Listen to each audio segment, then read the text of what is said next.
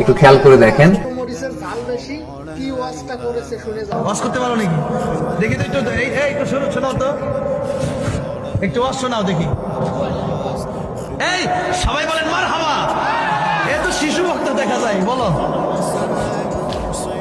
একজন পুরুষ তার স্ত্রীকে অত্যন্ত ভালোবাসত, অত্যন্ত সম্মানের মহিলা।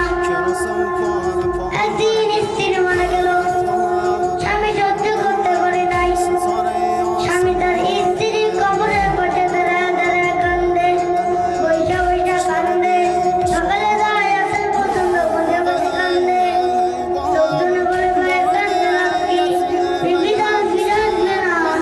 ওই না রে ভাই, আমি আমার বিবির অত্যন্ত ভালোবাসি, স্ত্রীর মায়া আমি ভুলতে পারি না। একদিন ঈদের সালাম হইয়া তাজিয়ে যাইতাছিল, দেখে একজন পতি কবরের পাশে দাঁড়ায় দাঁড়ায় কাঁদতেছে। ততক্ষণ ঈদের সালাম ডাকতে বলে, বাইরে একটু খেয়াল করে দেখেন। তুমি এখানে এই কান্না করতেছো কেন? বলে, হুজুরে এখানে আমার 3 দিন হলো, এই আমার স্ত্রী 3 দিন হলো কবরে শুয়ে আছে।